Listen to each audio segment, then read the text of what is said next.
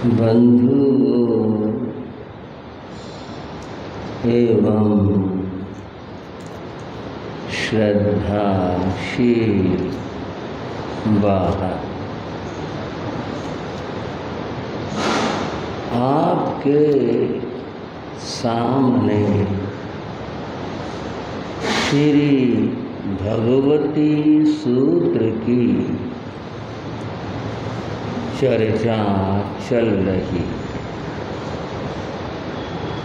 भगवती सूत्र में कार्तिक नाम के एक श्रावक का वर्णन है। कार्तिक श्रेष्ठी था, नगर का मान्य व्यक्ति था। ये सारी बातें सांसारिक है, लौकिक। तथ्य यह है जो आध्यात्मिक तथ्य है, वह कार्तिक श्रावक था। धर्म ध्यान करने वाला था। उसकी तीर्थंकर भगवंतों में अत्यंत श्रद्धा थी। धर्म ध्यान करता हुआ वह अपने जीवन के दोनों पक्षों का पूरा ध्यान ख्याल रखता। गृहस्थ जीवन के जो कर्तव्य थे वह भी पूर्ण करता था और आध्यात्मिक साधना, धर्म ध्यान वो भी सब करता। बंधुओं, पुनः कह रहा हूं, कार्तिक दृढ़ धर्मी श्रावक था। कल श्रावक शब्द के बारे में कुछ बात चली थी, थोड़ा आपको स्मरण करवा दूं। श्रावक जो श्रद्धावान, वह जो विवेकशील हो, कह क्रियावान चरित्रवान, जिसमें ये गुण होते हैं, वो श्रावक होता है और वही तीर्थंकरों का उपासक होता है। बंधुओं, थोड़ी सी बात इन उपासकों की करते हैं, कुछ समझते हैं। कल मैंने बौद्ध धर्म के जो सच्चा अनुयायी हो उसके बाद बौद्ध धर्म शास्त्रों में कुछ बताई। वहां पर कहा गया है, तिन्ना खय इति होन्ति सम्मा से बुद्ध साधो। जिसकी तृष्णाओं का क्षय हो गया, जिसकी तृष्णाएं कम हो गई, वह बुद्ध का उपासक। तृष्णाएं रही, तृष्णाएं बढ़ती रही, फिर वो उपासक नहीं हो सकता। ऐसा बौद्ध धर्म के शास्त्रों में कहा। गीता में उपासक का क्या लक्षण है और उसकी क्या विशेषता है, इसको आप समझें। गीता में कहा, समोहम सर्वभूतेषु। बंधुओं, तत्व को समझना और आनंद भी ले। गीता में उपासक का लक्षण क्या कहा? समोहम सर्वभूतेषु, जो सब जीवों के प्रति समभाव रखता हो। सोच कर देखो, सब जीवों के प्रति समभाव रखता हो। न में द्वेषो अस्ति न प्रिय च, जिसको किसी से द्वेष नहीं है और जो किसी से राग नहीं रखता, वही समभाव में हो सकता है।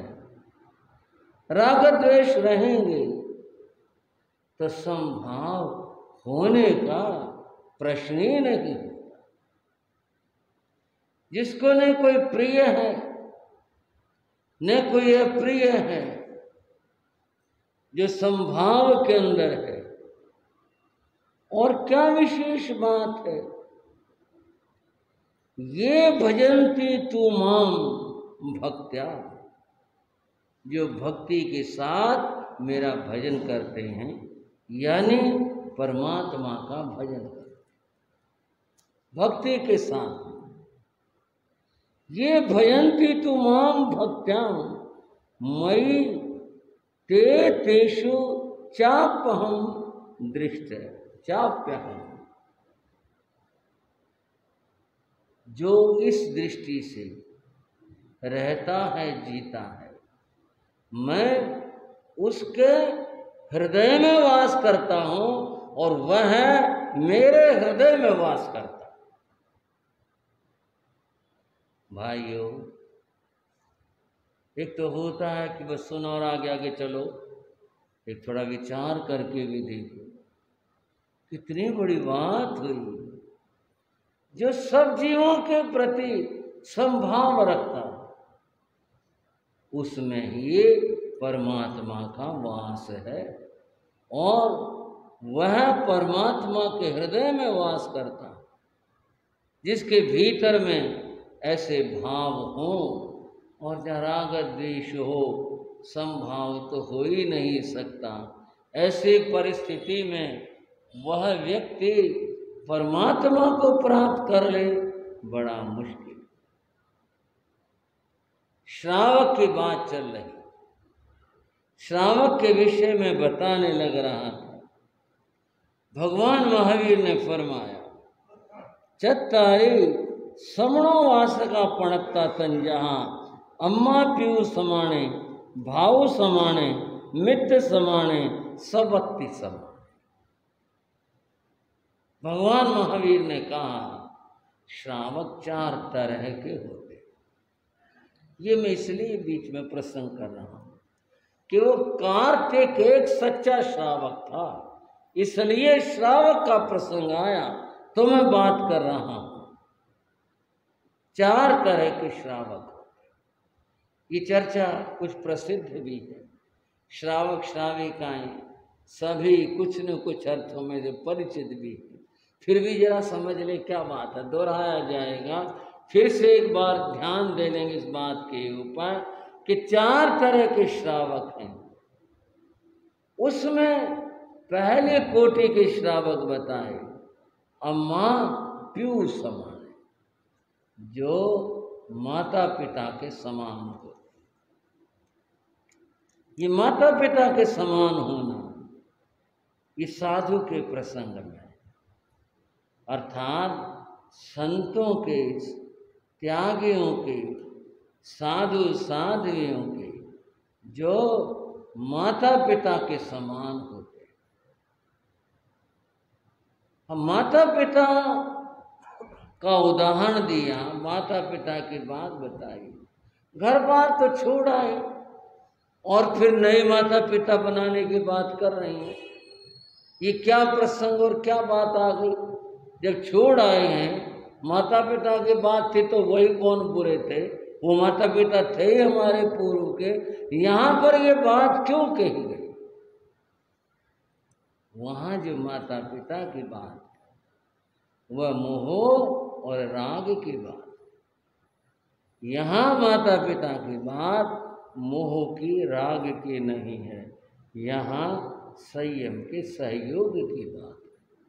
जो साधु साध्वियों की संयम साधना में माता पिता बनकर या माता पिता की तरह से जो उनको सहयोग देते हैं, उनका साथ देते हैं, उनके संयम को बढ़ाते हैं, उन श्रावक श्राविकाओं को अम्मा प्यू समाने की उपमा दी गई।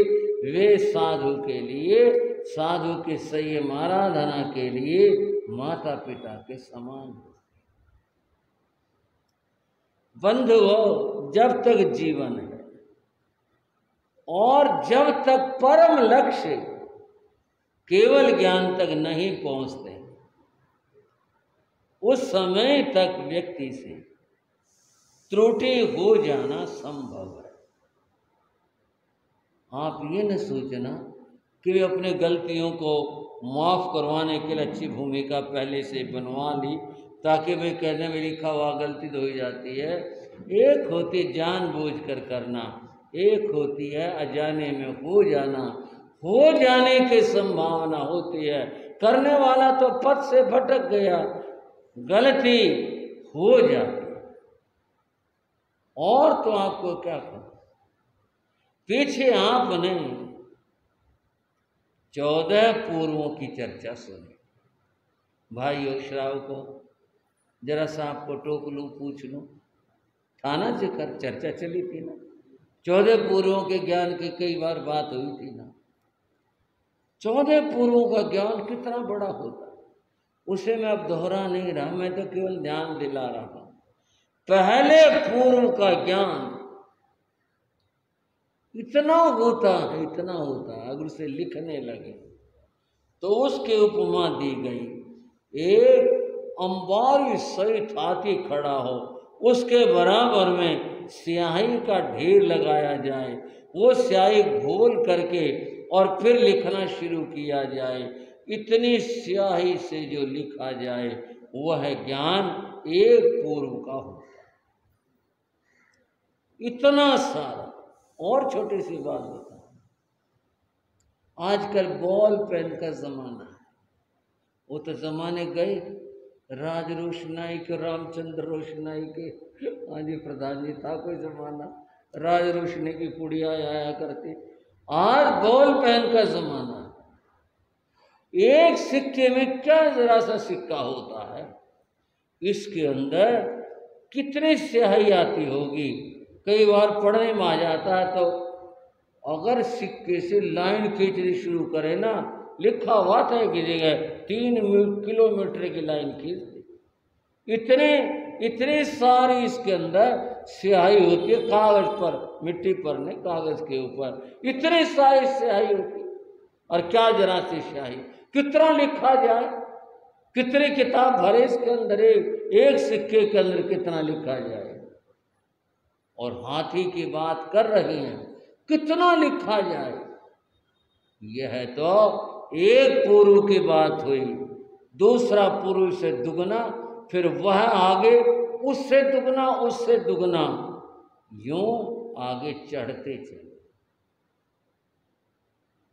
हम पहुंचे 10वें पूर्व पर। कहाँ पहुंचे भाइयों? 10वें पूर्व पर कितना ज्ञान हो जाता है व्यक्ति, कितना ज्ञान हो जाता है 10वें पूर्व के ऊपर जाकर। तो वहां कहा 10 पूर्व से उन थोड़ा सा कम, पूरा नहीं, थोड़ा सा कम।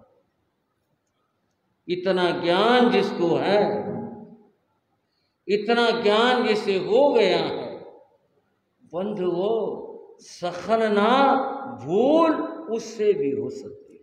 उसके बाद नहीं, 10 पूर्व का ज्ञान पूरा हो जाए और फिर व्यक्ति को फिर नहीं सखलना होती, फिर नहीं भूल होती, वहां तक इतने तक भूल हो जाने की संभावना रहती। अब हम और आप, हमारी तो स्थितियां क्या उसके सामने। इतना बड़ा ज्ञानी 10 पूर्व से थोड़ा सा कम रहा, उससे भी भूल हो जाए, और वो तो बात ही बहुत बड़ी।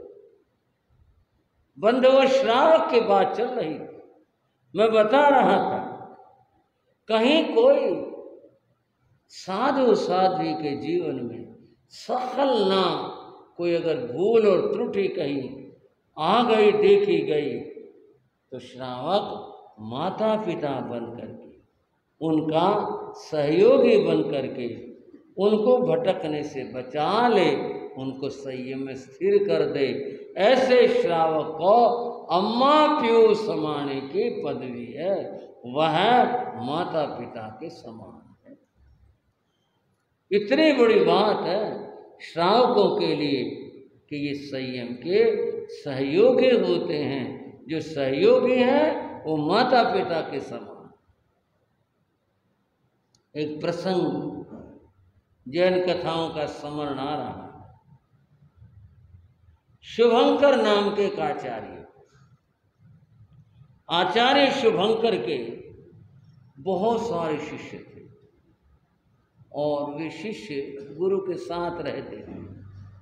उस साथ रहने का जो कारण है, कोई स्वाध्याय करने वाला होता है, कोई पढ़ने वाला होता है, कोई व्यक्ति सेवा वाला होता है, सबकी अपनी अपनी विशेषताएं होती हैं।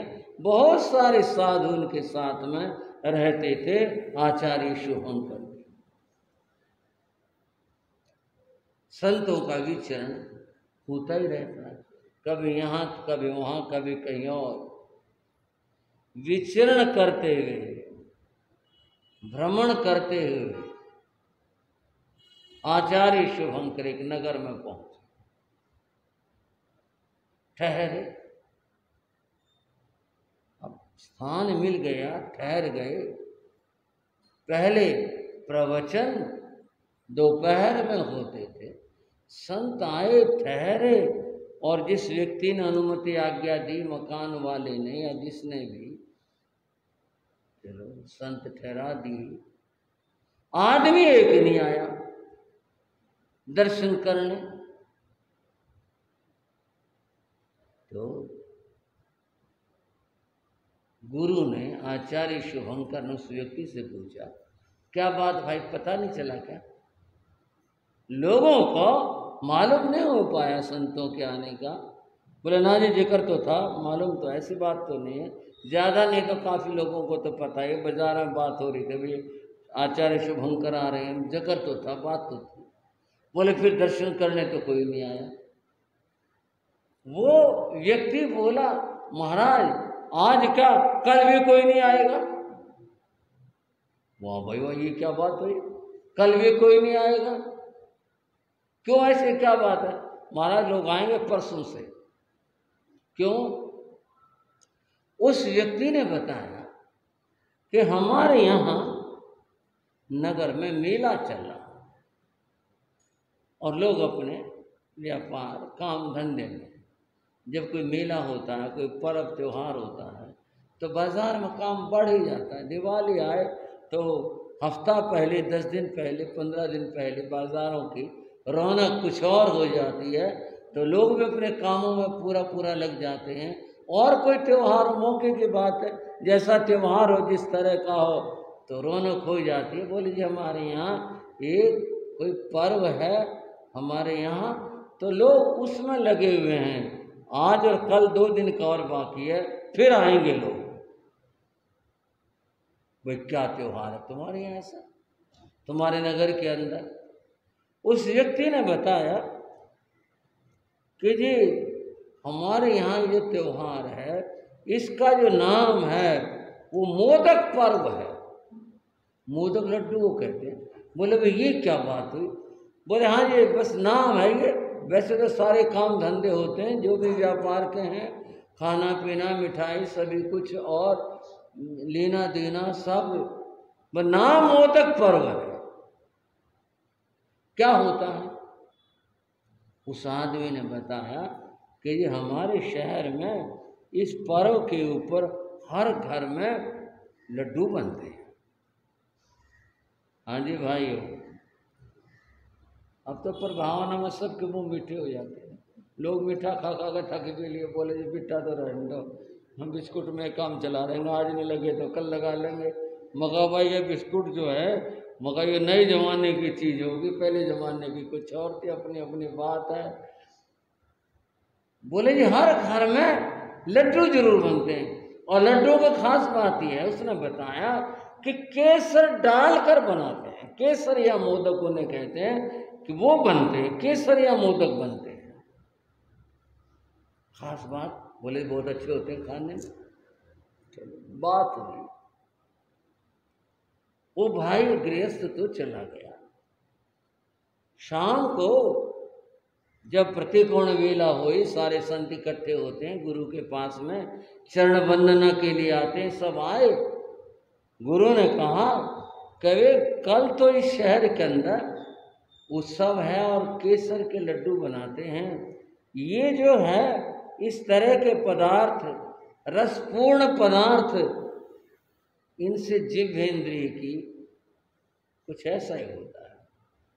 साधु ने लालच नहीं करना खाने का। तो मेरा ख्याल है कल के लिए सारे साधु लड्डू खाने का नियम ले, खाने नहीं। क्यों? लालच जिस बात से आए उसका साधु से क्या मतलब। सहज भाव से चलो ठीक है, लड्डू मिल के ले आए। आता भी है शास्त्रों में, कथाओं में, माता देवकी ने भी बहराए थे, और भी प्रसंग है, वो एक अलग बात है। लेकिन यहाँ की जो ये बात है कि बहुत स्वादिष्ट होते हैं, स्वादिष्ट वाली बात ये ठीक नहीं जुड़ने। इसलिए मेरा ख्याल है कि अगर किसी का मन बनता हो लड्डू का, त्याग कर। सारे साधु तैयार हो गए और सब ने नियम लिया। एक साधु था, उस साधु ने नियम नहीं लिया। गुरु ने पूछा क्यों भी, क्या बात? बोला गुरु जी क्षमा करना, देखो भूख तो लगती है, रोटी तो खाते ही सारे, हाथ तो लाएंगे ही, परंतु ये वाले जो भाई बता रहा था ना, कोई बनवा मत देना भाई, बाजार से ले आओ, देने का चलो भाई बनसुहाई के लिए और बीकानेर वाली भी मिठाई ले आओ। महाराज जी कुछ लड्डुओं की बात कर रहे थे, ऐसा काम बिल्कुल ना करना। कथा सुना रहा हूँ आपको, कथा को समझना है, उसका परिणाम जानना, जो जानने की बात है। बोले जी ये कभी खा के नहीं देखे, खा के देखेंगे। इसलिए मेरा तो विचार व्रत करने का है। चलो कोई बात नहीं, सहज में बिल्कुल, ये तो इच्छा की बात होती है। ऐसा भी कुछ नहीं भाई तू क्यों नहीं करेगा, और सारे करने लगा तू भी कर ले, कुछ नहीं। गुरु का ठीक है, तेरी इच्छा नहीं है, तेरी भावना नहीं है, मत कर, कोई बात नहीं। दूसरा दिन हुआ, आहार का समय हुआ। उस साधु ने अकेला ही था वो खाने वाला, बाकी सबने नियम ले लिए, व्रत कर लिया, अकेला ही था वो। उस साधु ने गुरु से कहा गुरुदेव आज्ञा फरमाओ, कृपा करो तो मैं नगर में आहार के लिए जाऊं। बोले हाँ जा सकते, कोई बात नहीं, जाओ। पात्र लेकर वो साधु चल। दिमाग में एक बात थी जो ग्रंथि गांठ से बन गई थी। बोले आज तो भाई केसर के लड्डू लाएंगे। रोटी खाते तो हमेशा ही खाते हैं, आज तो केसर के लड्डू लाए। एक घर गया साधु, बहन ने बड़ा स्वागत किया, पधार हमारा, आओ कृपा करो, आहार तैयार है, रोटी हैं, सब्जी हैं। साधु ने गौर से देखा, कोई बर्तन दिखाई नहीं दिया जिसमें केसर वाले लड्डू धरे हो। महाराज कृपा करो, आहार तैयार है, ले लो। बस बहन भाव कुछ और थे। क्या बात है, फरमाओ कृपा करो। बोले केसर के लड्डू होंगे तुम्हारे? बोले महाराज वो तो हमारे सामने बनेंगे, अब तो बने नहीं, आहार ले लो। आहार का विचार साधु का था नहीं। साधु में कोई बात नहीं बहन, फिर जैसा मौका देखेंगे। साधु चलते एक दूसरे घर में गया, वहां लड्डू तो बने हुए थे, बर्तन में रखे थे, पर संगट्टे में रखे थे। इसका नाम अंतराय कर्म। क्या नाम है इसका?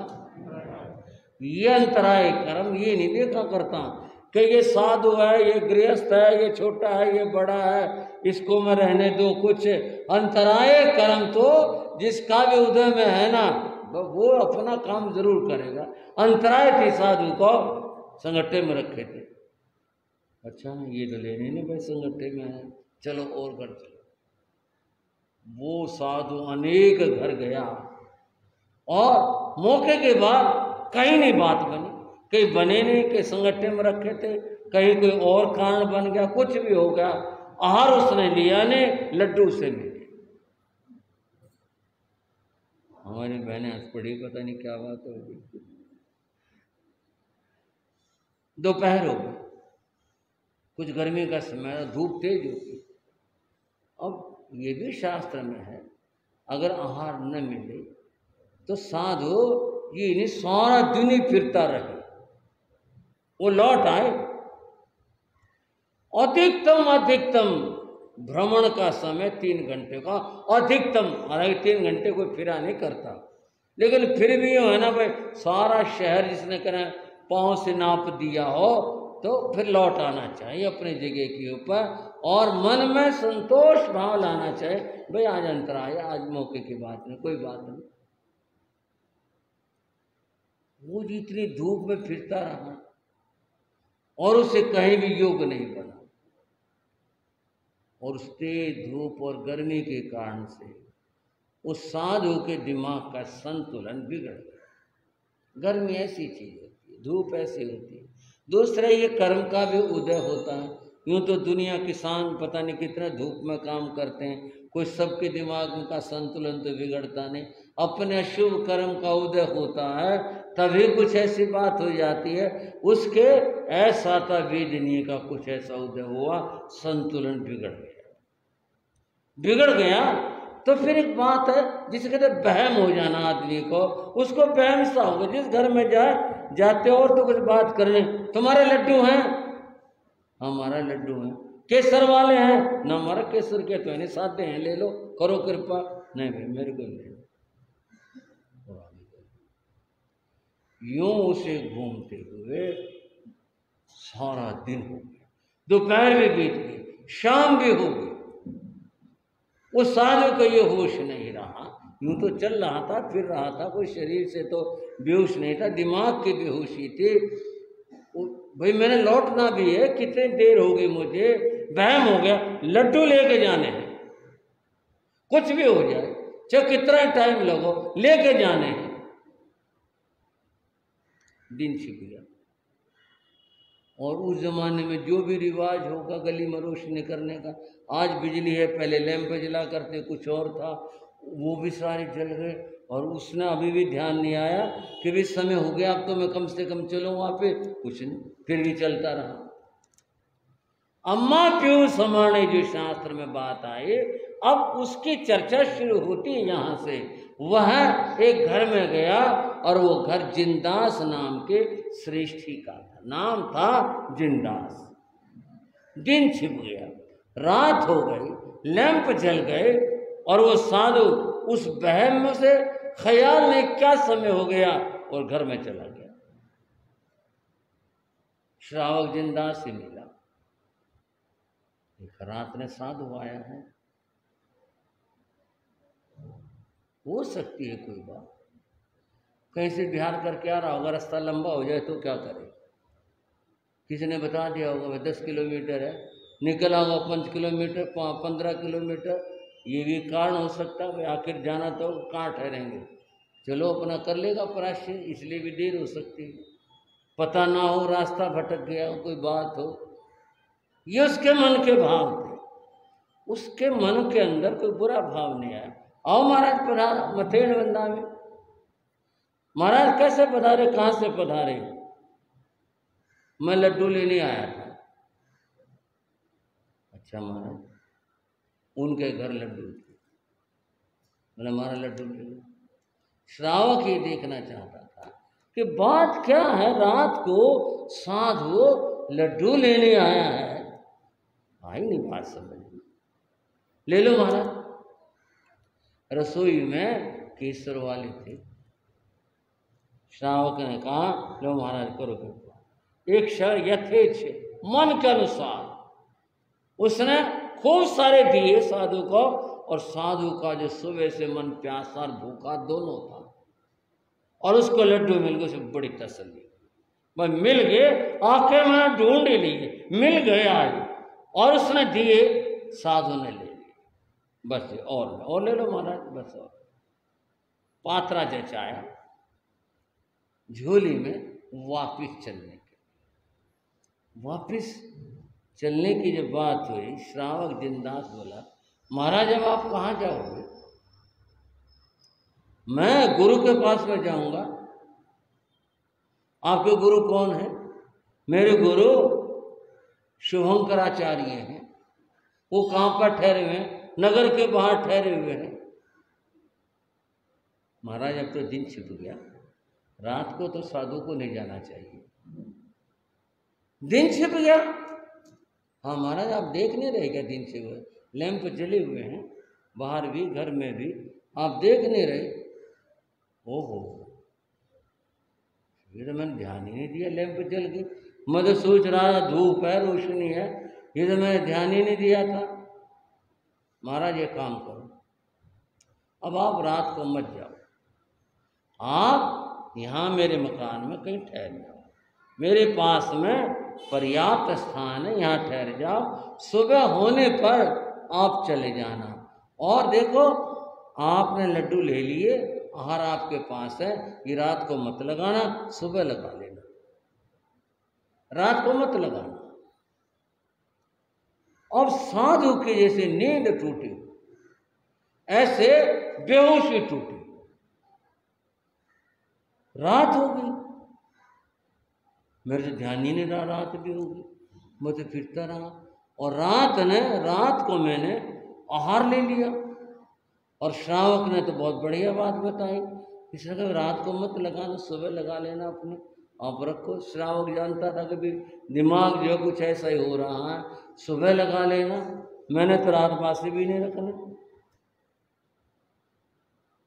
जगह बता दी महाराज, ये कमरा इधर है, इधर आप देख लो, रात को मत जाओ, दोष भी लगेगा, वैसे भी रात को जाना ठीक नहीं है, आप यहाँ ठहरो। साधु ठहर गए। ठहरने के बाद में साधु ने अपने से सवाल किया, तो ये श्रावक गृहस्थ जानकार है, रात के दिन की बात इसने कि रात को मत लगाना, सुबह लगा लेना या सुबह और ले लेना, ये जानकार है, ये जानकार है।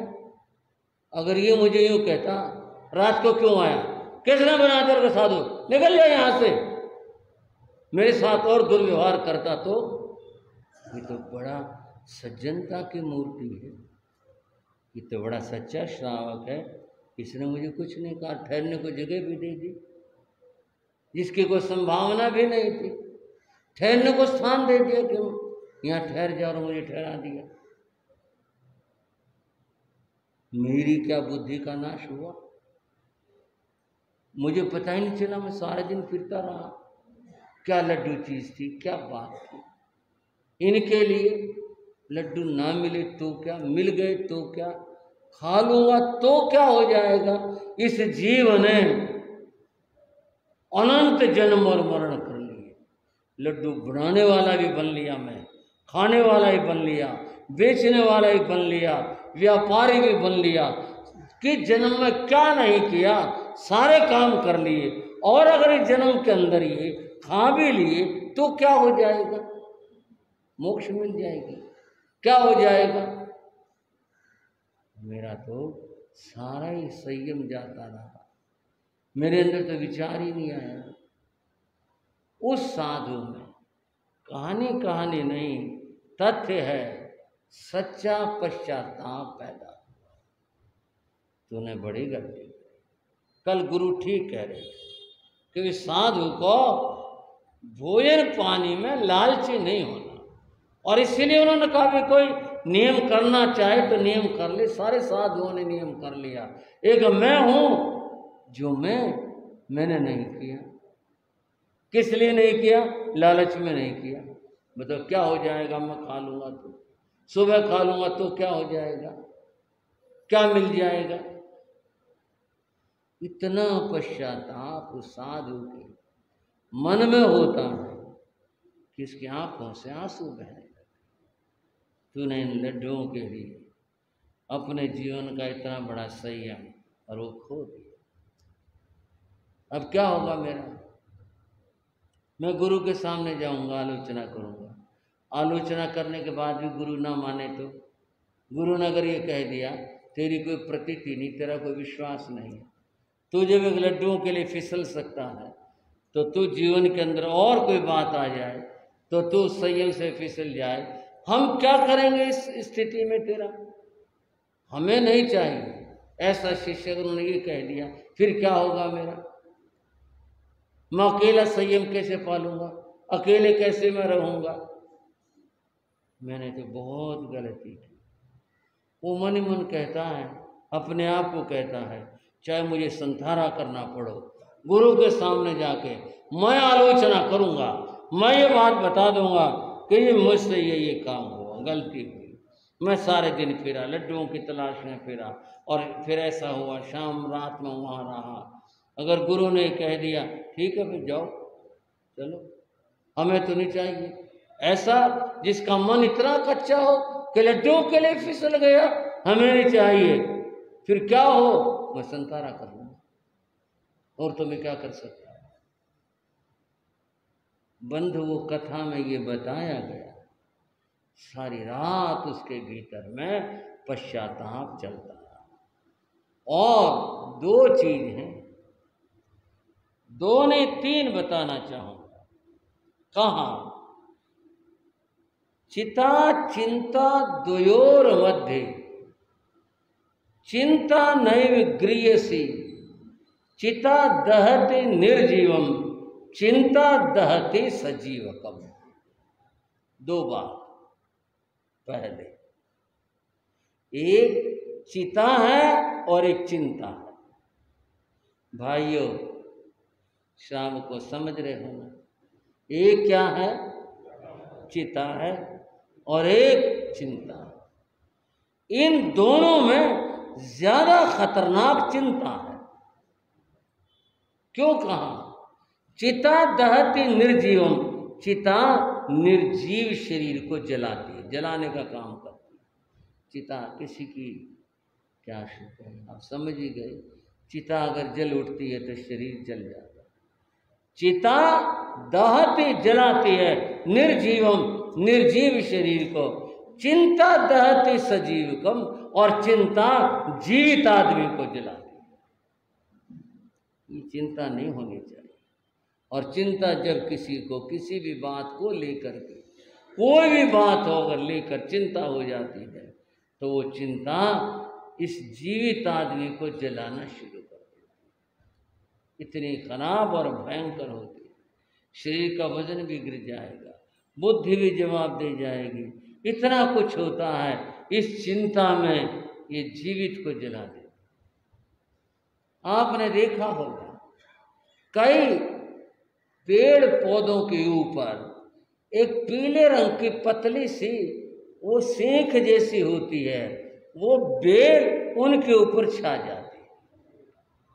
उसका नाम अमर बेल होता है। नाम तो उसका अमर बेल है, पर सही नाम उसका मृत्यु बेल होना चाहिए। पर लोगों ने उसका नाम अमर बेल रखा हुआ है। पीले से रंग की होती है, पेड़ों पर पौधों पर छा जाती है, और कमाल ये उसके जड़ नहीं होती, कहीं नहीं उगती वो, और फैलती है, बढ़ती है इतनी ज्यादा पूछो नहीं। बात क्या है? वह जो अमर बेल कही जाती है उस जमीन में नहीं उगती तो आकाश में कैसे उगेगी?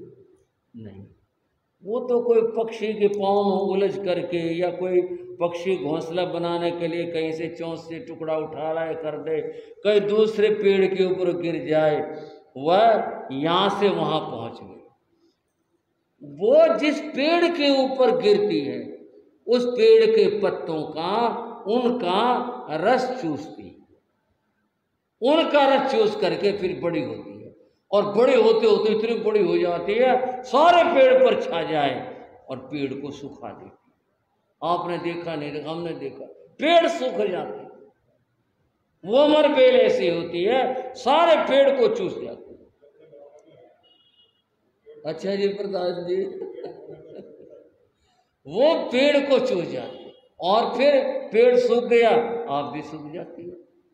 हाँ इतना है, कोई टुकड़ा उसका सजीव बचाओ कहीं से, वो किसी कार से हवा में उड़ करके कोई पक्षी ले जाए, कुछ कहीं पहुंच जाए किसी और के ऊपर, जरा सा टुकड़ा पहुंच जाए, वही बढ़ते बढ़ते इतना बड़ा हो जाएगा, उसको भी सुखा देगी। वो अमर बेल जो है इतनी खतरनाक होती है। जैसे अमर बेल पेड़ को चूस करके सुखा देती है, ये चिंता भी इंसान को ऐसे ही चूस करके सुखा देती। चिंता अगर हो गई बस फिर तो आदमी को हर समय वही दिमाग में रहता है और सूखता सूखता चला जाता है। चिंता को उर्दू में फिक्र कहते हैं, हिंदी में जिसको चिंता कहते हैं, उर्दू में इसको फिक्र कहते हैं। और फिर एक बात कह दी गई, फिक्र सबको खा गया, जैसे उमर बेल की बात बताए ना, फिक्र सबको खा गया, लगा फिक्र का तीर, जिसने फिक्र का मारा फाका उसका नाम फकीर। जिसने फिक्र को खा लिया इसका फाका मार लिया, जिसने फिक्र को खत्म कर दिया उसका नाम फकीर है। और फकीर हो गए, साधु बन गए, और फिर भी वो दिमाग में चिंता और फिक्र बने रहे किस बात के। बस फिक्र तो किसी भी बात को लेके हो जाए, फिक्र की क्या बात है, फिक्र को तो कोई ना कोई जरा सी बात और बहाना चाहिए। ये चिंता और फिक्र आदमी को सुखाते। ये तो बात दुनियादारी की बताई मैंने, मैं बात पश्चाताप की कर रहा। बंधुओं, पश्चाताप किसी में आ जाए और सच्चा पश्चाताप आ जाए, ये पश्चाताप उसके कर्मों को, पाप कर्मों को, उनको सुखा देगा।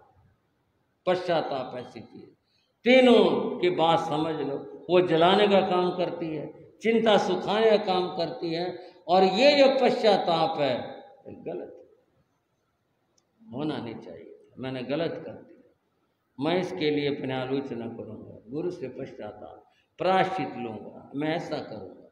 ये पश्चाताप उस आदमी के पाप कर्म को सुखा देगा। उस साधु का भी जिसकी मैं बात कर रहा था, भीतर में सही मानों में और सच्चे अर्थों में ऐसा उसके भीतर पश्चाताप आया, उसके कर्मों की निर्जरा होती ही चली गई। और क्या, प्रातः दो सूरज निकले।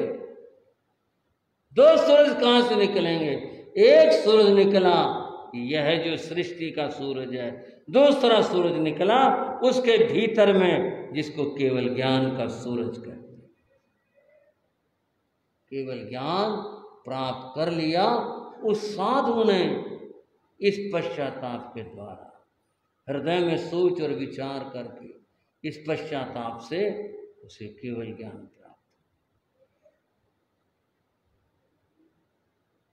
जिंदा श्रावक आया, ये कहने को महाराज क्या विचार है? अब आप यहाँ विराजोगे, गुरु के पास जाओगे, आपके साथ मैं चलूँ, छोड़ के आऊँ, क्या हो? वह श्रावक आया।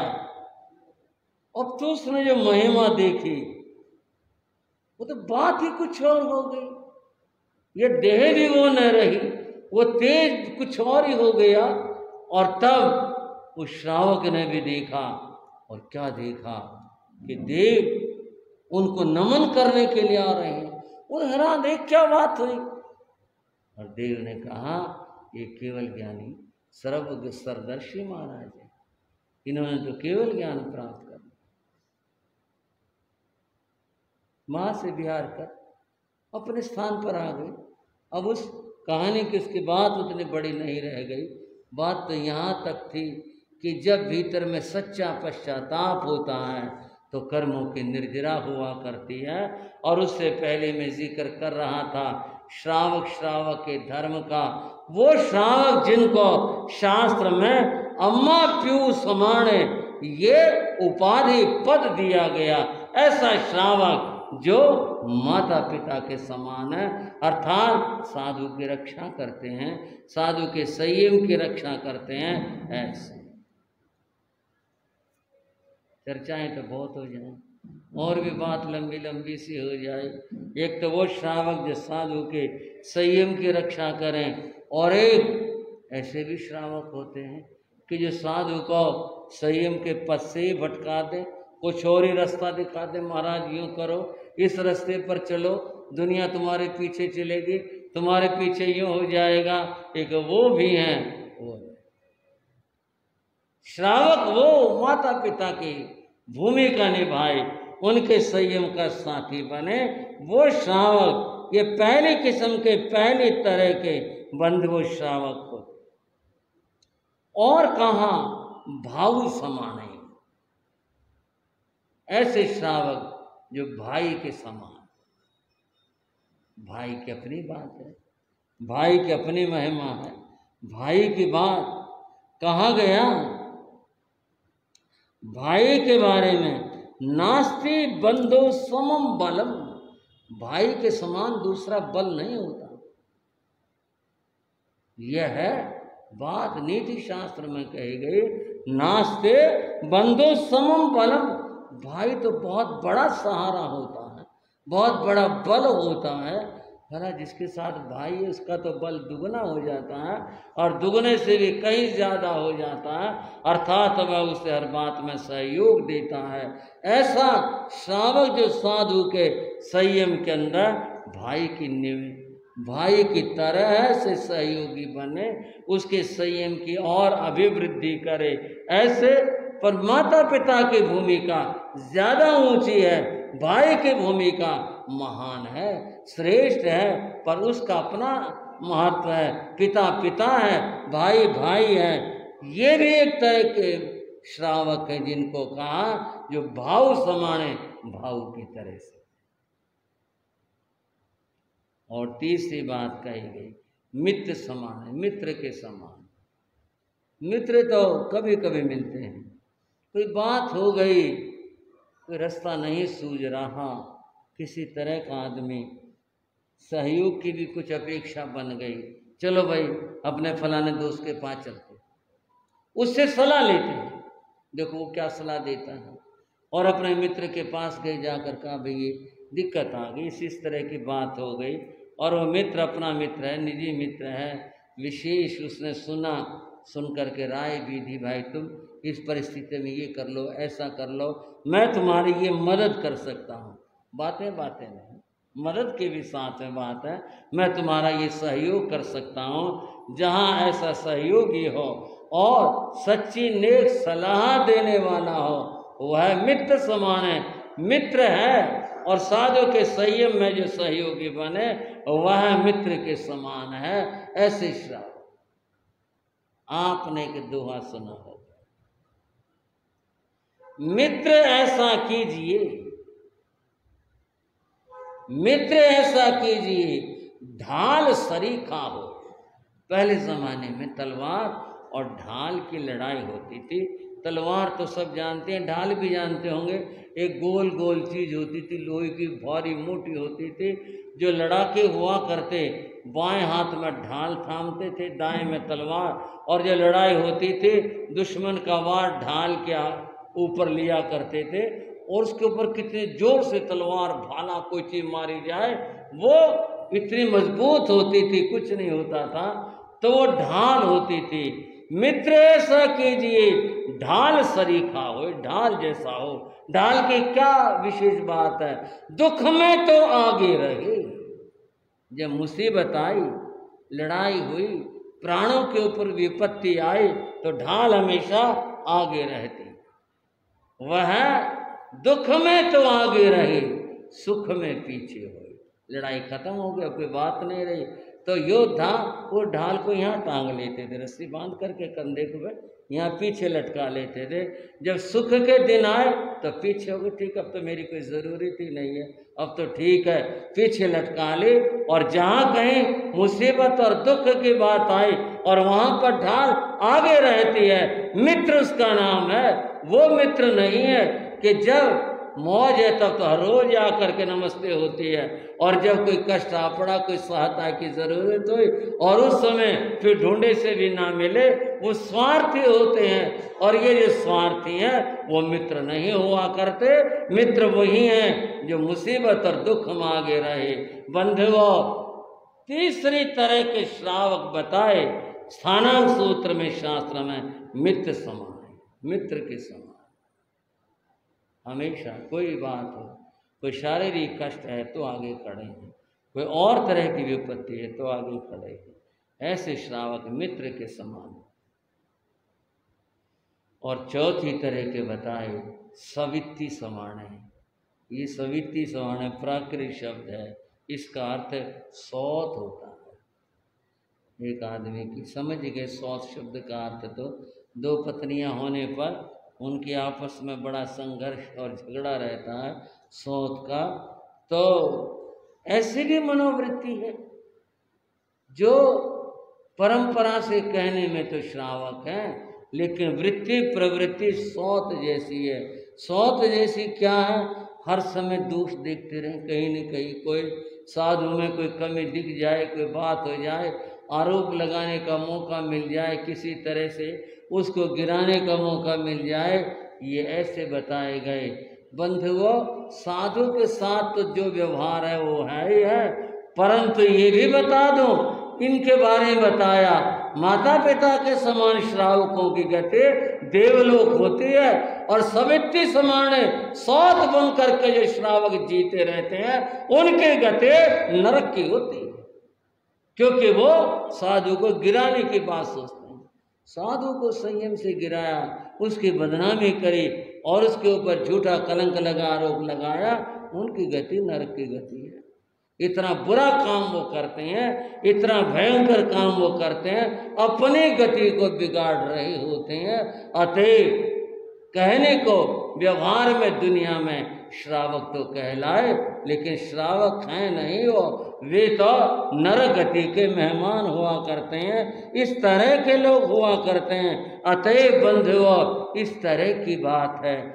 प्रश्न और चर्चा हमारी चल रही थी, वो चल रही थी श्रावक के प्रसंग में, और मैं बताने लग रहा था कि श्रावक का अर्थ क्या होता है, श्रावक के माने क्या होते हैं, श्रावक का क्या भाव होता है। इतनी सारी बातें आगम और शास्त्र के अंदर बताई गई। बंधुओं, उस श्रावक की बात थी, नाम याद है किसके? किसके जी? ध्यान है आप? कार्तिक श्रावक। कार्तिक सच्चा श्रावक था। बस ये कह दिया, इसके बाद कहने के लिए कुछ बचा ही नहीं, शेष ही नहीं रहता। सच्चा श्रावक हो गया कोई, कितनी ऊंची बात हो गई, कितनी बड़ी बात हो गई, कितनी अच्छी बात हो गई। श्रावक की गति देव गति होती है। बंधु, अगर वो भावों से भी श्रावक है, कहने वाले की बात नहीं है, आंतरिक रूप से अगर वह श्रावक है, इतनी उसकी करनी होती, इतनी बात होती उसके। कार्तिक श्रावक वैभव संपन्न था। ये सब बात दुनिया की दृष्टि से थी, तथ्यतः वह एक सच्चा श्रावक था। धर्म ध्यान करने वाला था, उपासना करने वाला था, हमेशा धर्म साधना किया करता था। इस प्रकार का वह श्रावक था, धर्म ध्यान करता। कार्तिक श्रेष्ठी का राज में भी सम्मान था, अर्थात जो राजसभा थी, राज दरबार लगता था, जिसमें राजा को कुछ परामर्श करने होते थे, सलाह करनी होती थी, वो जो था उस प्रकार का, उसमें भी उसका स्थान था, यानी वहाँ का भी वो सदस्य था।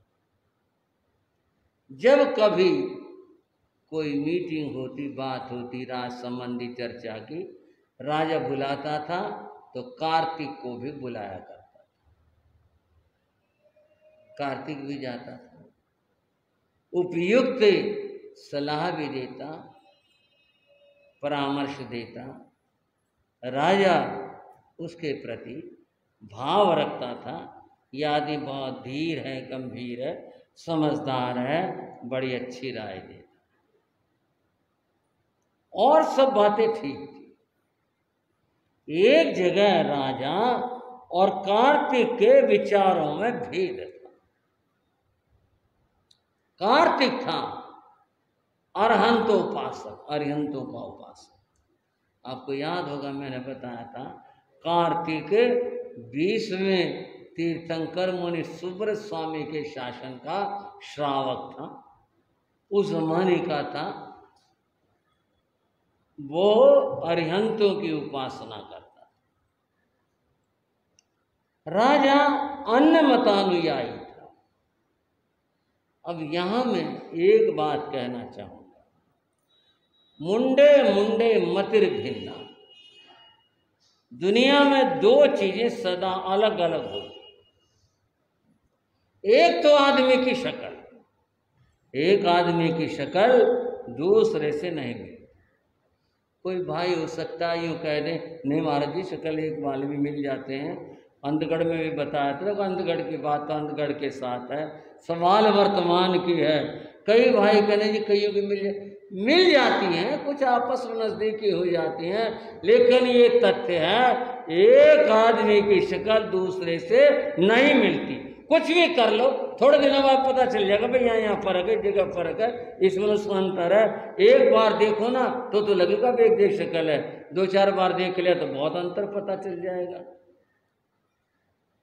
व्यक्तियों की शक्लें अपनी अपनी, मुंडे मुंडे मतिर भिन्ना, सारों की समझ अलग अलग होती, अपनी अपनी समझ, और जिसकी जैसी समझ उसके अनुसार उसका आचरण है। वो दूसरे की समझ से कोई ज़रूरी नहीं कि वो उससे मिले, उससे जुड़े, अपनी अपनी बात है। राजा जिस शत्रु, वह अन्य धर्म का अनुयायी था। यहां मैं आपको दृष्टि देना चाहूंगा, अपनी अपनी समझ है। आप जैन धर्मानुयायी हैं, आप किसी को अपनी बात समझा सकते हैं, बता सकते हैं, लेकिन किसी के प्रति द्वेष रखना ये जैन धर्म नहीं बताता कि भी अगर उससे वो दूसरा धर्म है या उसके विचार कुछ और है, वो कुछ और कहता है, उसके साथ में अपने मन में द्वेष पालने उसके लिए, ये जैन धर्म नहीं। और जैन धर्म क्या, कोई धर्म नहीं कहता, इस बात को नहीं कोई कहता कि भी तुम दूसरों से द्वेष करो, दूसरों के प्रति बुराई सोचो। ठीक है, अपने अपनी जैसी मान्यता है, जैसा अपना विचार है, वो अपने रास्ते चल रहा है, आप अपने रास्ते चल रहे हो। कोई पूछे आप अपनी सच्चाई बता सकते हो, कोई बताए अपनी सच्चाई समता के साथ में सुन लो, वो तुम्हारे उसके अनुकूल है या नहीं है, ठीक है, इसमें विवाद और झगड़े की कोई बात नहीं। ऐसा व्यक्ति को होना चाहिए। लेकिन सांप्रदायिक लोग हमेशा ये पाठ पढ़ाते हैं, दूसरों के प्रति इनके नहीं जाना, इनके नहीं वंदना करनी, इनसे नहीं संपर्क रखना, वो ये पाठ पढ़ाते हैं। कभी ये पाठ नहीं पढ़ाते भाई ठीक है भाई, सबके अपने अपने विचार, अपने अपनी तरह से सब अपना कर रहे हैं, तुम राग द्वेष के चक्कर में क्यों फंसते हो? तुम अपना धर्म ध्यान करो, अपने रास्ते चलो। जो अब समझ लेना, कोई ये सोचता कि महाराज जी को टिप्पणी कर रहे हैं, कोई टिप्पणी नहीं, ज्ञान की बात बता रहा हूं। जिससे आपके विचार न मिले, बंधुओं, आपको द्वेष करने का अधिकार नहीं है। द्वेष करोगे कर्म बांधोगे, आप द्वेष क्यों करते हो? वो जाने, उसका काम जाने, ठीक। कार्तिक राजसभा में आता, राजसभा में कभी कभी राजा के गुरु, उनको भी वो बुला लेता था। राजा इसलिए बुला लेता था कि वे मेरे गुरु हैं, जनता में इनका ज़्यादा मान सम्मान, प्रतिष्ठा बढ़ेगी, अच्छा होगा तो ठीक रहेगा, तो बुला लेता था। सभा समाप्त होती, सब लोग राजा का अभिवादन करते और जो महात्मा ऋषि थे उनको प्रणाम करते। तो वो ऐसा भी होता था। उस प्रणाम करने में जब कार्तिक की बारी आती तो कार्तिक के मन का भाव ये होता कि ये लोक आचार है, मैं इनका आदर और मान करता हूं, लेकिन मैं गुरु उसको मानता हूं जो 5 महाव्रतधारी हों, उनके प्रति मेरी श्रद्धा है, ये मेरा व्यवहार है। लोग बहुत तरह के होते दुनिया में। किसी ने ये बात बना करके और उस साधु से कही, ये जो कार्तिक है ना, ये अरहंतोपासक, अरहंतों का उपासक है, ये आपकी चरण वंदना जैसे सब करते हैं वैसे नहीं करता। अच्छा, ऐसी क्या बात है इसकी? हम तो राजगुरु हैं, सारी दुनिया हमारे आगे झुकती है, ये क्यों नहीं झुकेगा? बोले नहीं, झुकता तो ये है, लेकिन बस इसका ऐसा ही है। यहाँ से एक बीज बोया गया जिसको हम द्वेष का बीज कहते हैं, ये क्यों नहीं झुकेगा हमारे आगे, ये क्यों नहीं नत होगा हमारे सामने? ये बीज बो दिया गया और इस बीज का परिणाम क्या निकला, ये कथा के आपको अगले भाग में, अगली चर्चाओं में बताऊंगा। अंत में फिर कह रहा हूं, सांप्रदायिक मत बनो, आप धर्म का पालन करने वाले धर्मात्मा बनो। संप्रदाय में राग द्वेष का भाव होता है, धर्म में राग और द्वेष का विलय होता है। नहीं, किसी से द्वेष नहीं करना, किसी से राग नहीं करना, धर्म के रास्ते चलो, परमात्मा का सुमरण करो, ये धर्म होता है। धार्मिक बनो, राग द्वेष करने वाले सांप्रदायिक कभी मत बनो। इन संप्रदायों ने देश का बंटवारा किया है, धर्म का बंटवारा किया है, इन संप्रदायों ने लोगों को लड़ाया है, संप्रदायों से बड़ी हानि हुई है।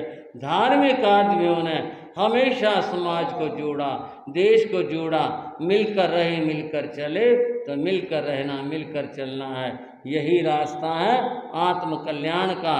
जो चलेगा उसका कल्याण होगा। इस चर्चा को विराम दे रहा हूँ। और एक चर्चा हमारी जो चल रही थी, वो चर्चा थी जिन शासन गौरव की। किसके भाइयों? एक बार बोलते हैं, जिन शासन गौरव गाते हैं, जिन शासन गौरव निज जीवन सफल बनाते हैं, निज जीवन सफल बनाते हैं, जिन शासन गौरव गाते हैं, जिन शासन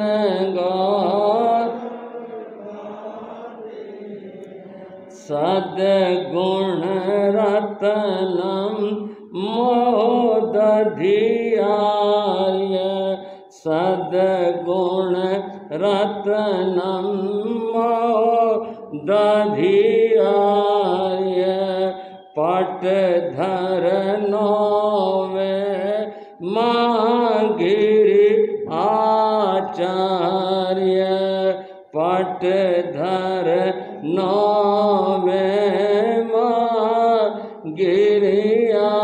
आचार्य, 10 पूर्व धर परचम लहराते हैं, 10 पूर्व धर परचम लहराते हैं, जिन शासन गौरव गाते हैं, जिन शासन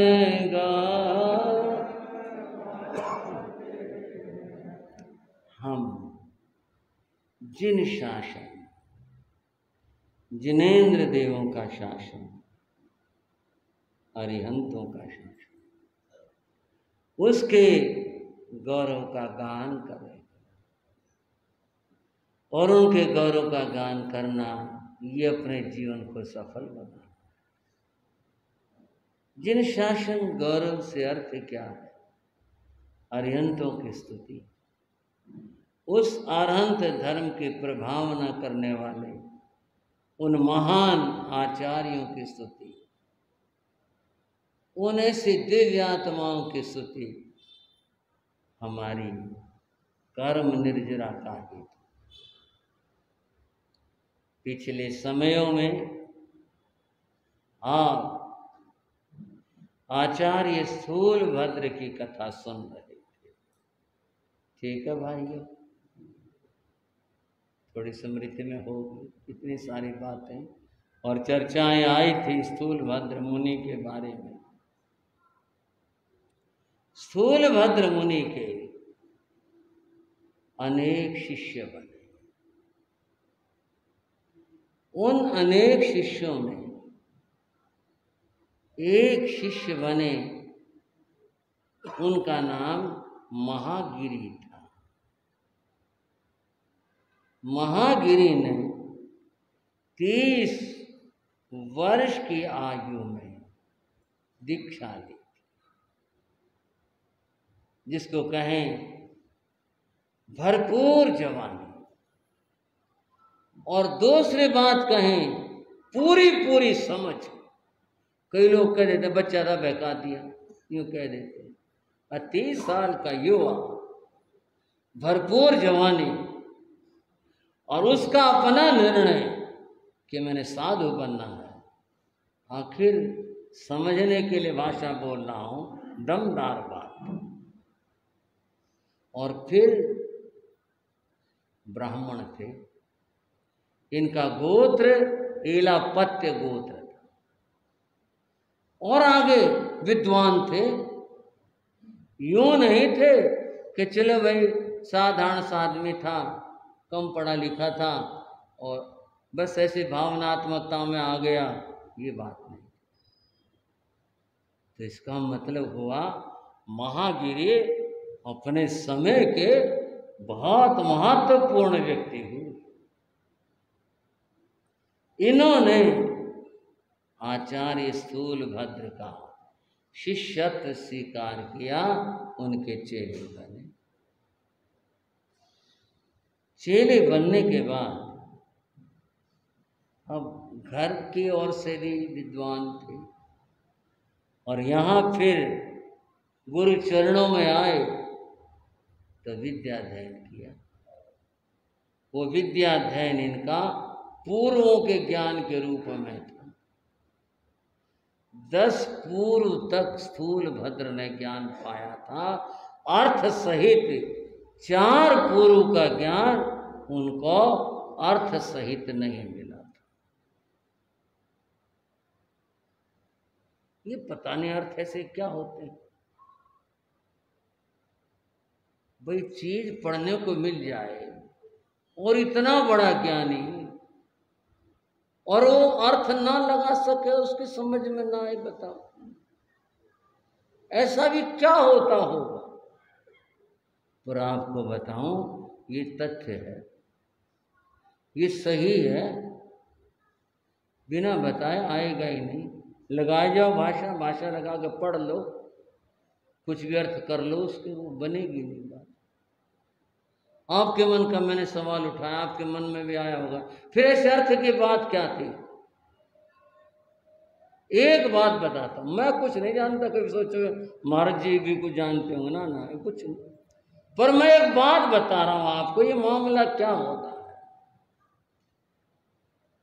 मंत्र शास्त्र में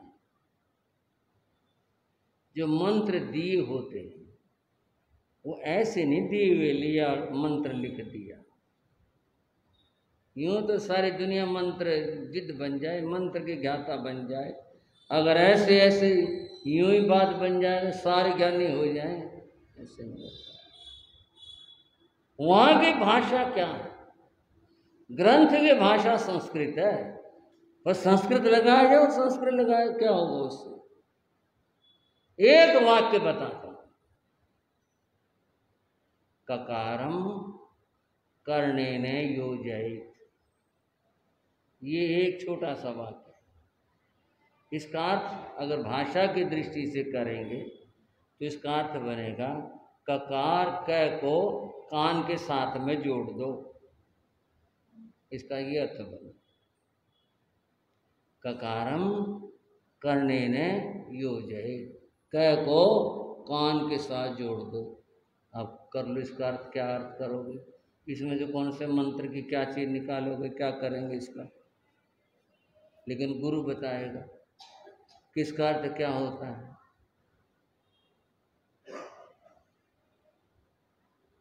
इसके अर्थ की बात बता। ये जो है ना कान है ना, ये कर्ण है ना, ये इसकी आकृति ऊ की होती है, ऊ की मात्रा की। सोच कर देख लो, इसको यूं करके यूं लगा कर देखो, नीचे ऊ लगेगा। ये इसकी जो आकृति है ऊ की आकृति होती है। उस वाक्य का अर्थ बना कह के छोटा ऊ लगाओ तो कु, आगे और मंत्र बताएंगे, फिर आगे क्या बनाना, अर्थ बन गया नहीं बन गया? बिना बताए नहीं आएगा, बिना बताए समझा नहीं जा सकता। कोई सोचे कि मैं भाषा भी दोगर मैं समझ लूँ इसको, आएगा ही नहीं।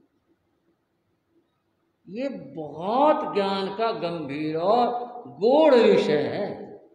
ये सब ये कैसे कैसे मंत्रों का उद्धार करते हैं, कैसे मंत्र बनाए जाते हैं, कैसे निकाले जाते हैं, भाषा में से क्या होता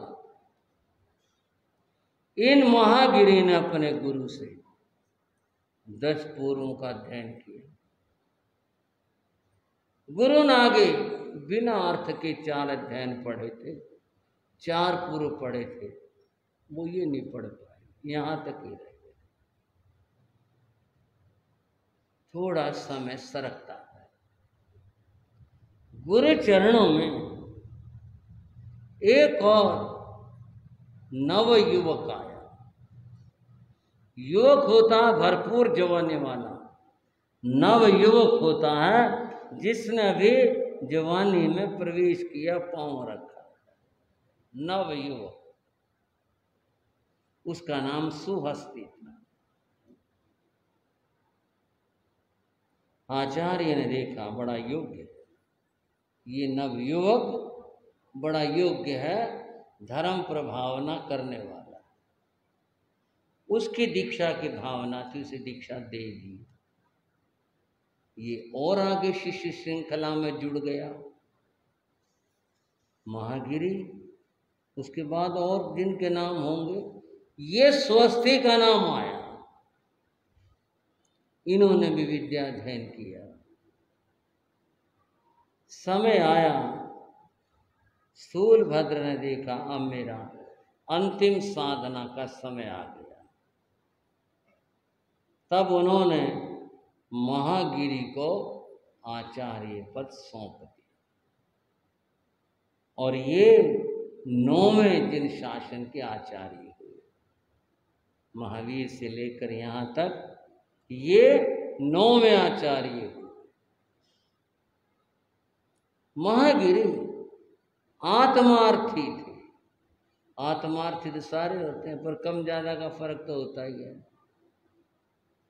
इनका भार हल्का करने के लिए सुहस्ती को भी साथ में आचार्य बनाया गया। 2 आचार्य, आप यूं समझ लो, एक प्रधान एक कार्यवाहक प्रधान। ऐसे ही तो संसार में व्यवस्था होते हुए आधा काम ये बंटवा लिया, कुछ ये देख लिया, कुछ ये देख लेगा। इस दृष्टि से सुहस्ती को भी आचार्य बनाया गया। स्थूलभद्र मुनि आचार्य तो अपने जीवन यात्रा संपन्न करके देवलोकों को चले गए। संघ का संचालन महागिरी और आचार्य सुहस्ती ये करने लगे, ये चलता रहा।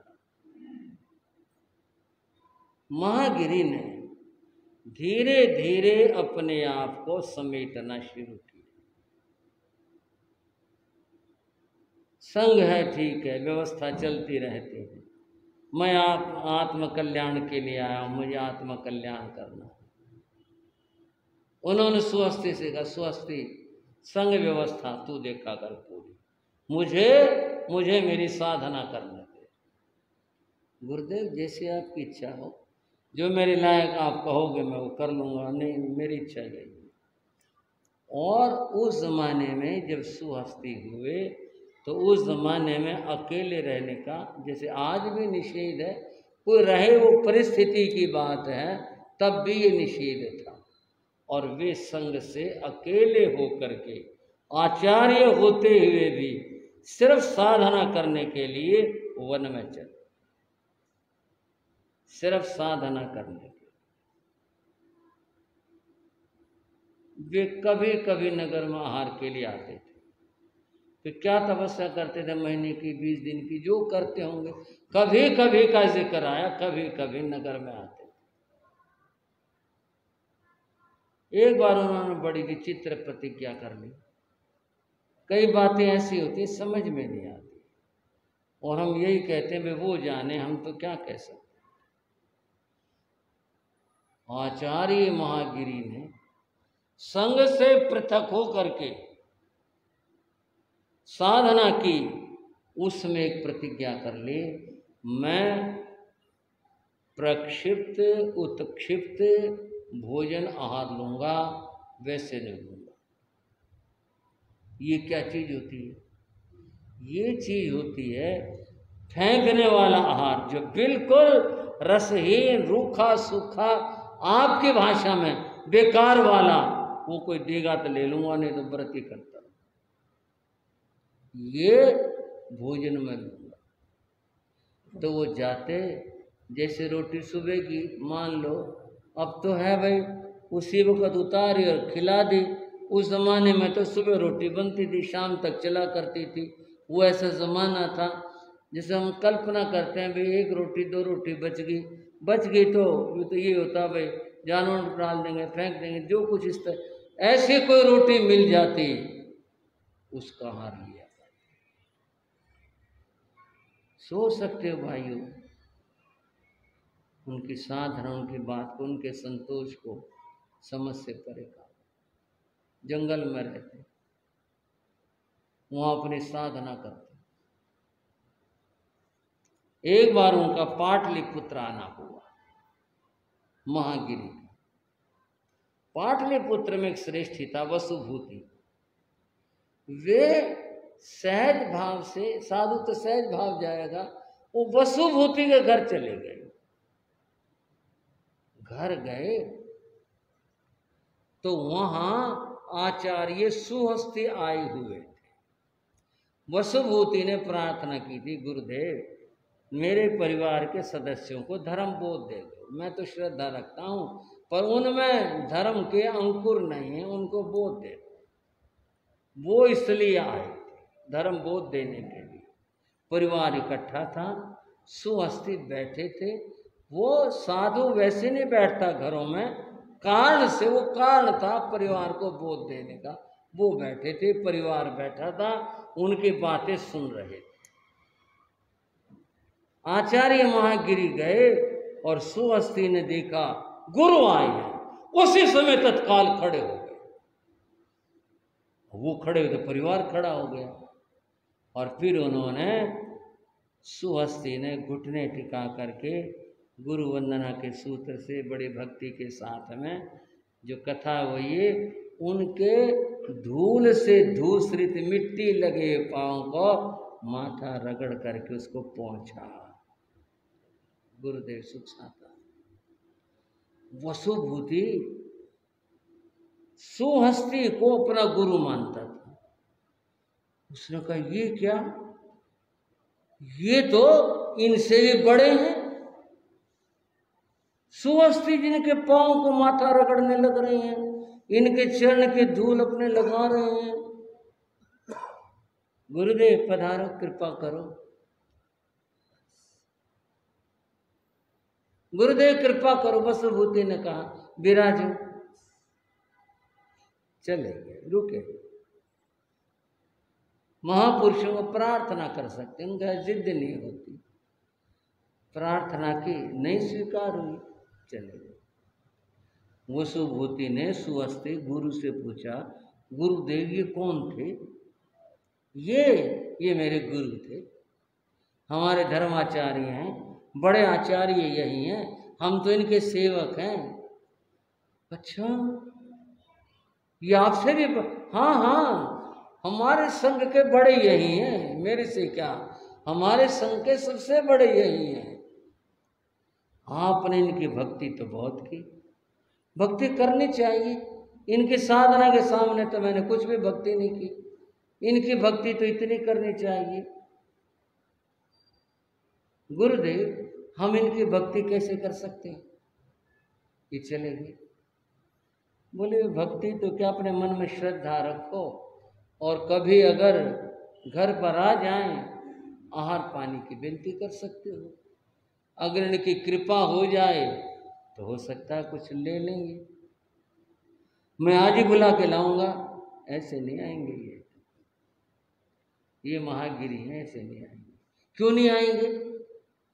इनकी तो प्रतिज्ञा भी ये है कि कोई बची सूखी रोटी होगी ना, उच्छिष्ट फेंकने वाली, वो लेते हैं।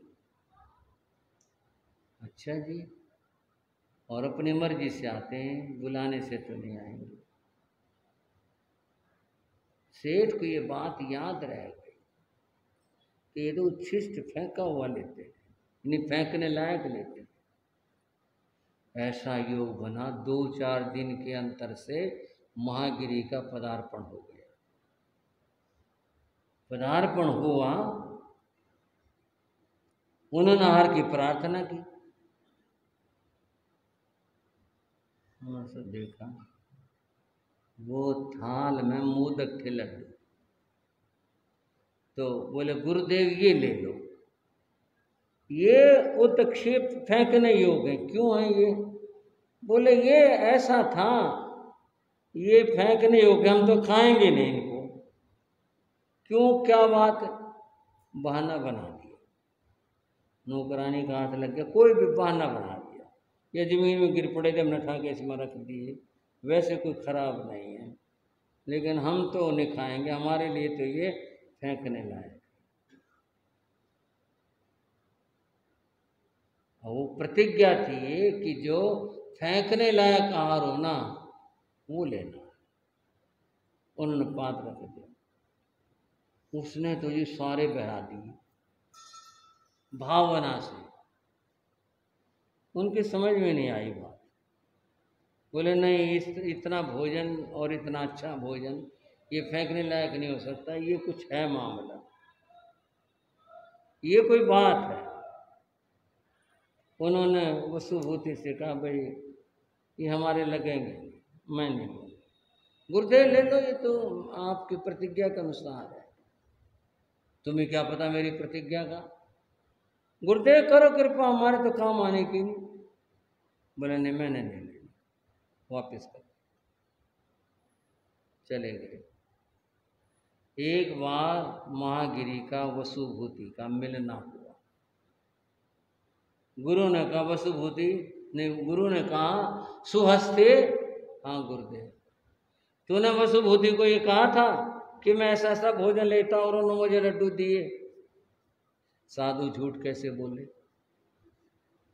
महाराज मैंने कहा, ले तू इसका दंड ले, इसका तूने मेरी प्रतिज्ञा के विपरीत आचरण किया, और यदि मैं ले लेता मेरी प्रतिज्ञा भंग होते, तूने ये ठीक नहीं किया। जो गुरु आज्ञा देंगे मैं वही करूँगा, आगे नहीं कहोगे, नहीं कहूँगा, बस वो मेरी गुरु भक्ति वश त्रुटि हो, ठीक है। और खुद ये प्रतिज्ञा कर ले, शहर में जाना ही नहीं, जंगल में मिल जाएगा ले लेंगे, और नहीं। ऐसे ऐसे साधक ये शासन के गौरव में, इनको तो गाते रहें गाते रहें और गाते रहें, इनकी महिमा का कभी गाई जा सकती है। ऐसी ऐसी दिव्य आत्माओं के चरणों में कोटि कोटि नमन। शेष चर्चाएं आगे।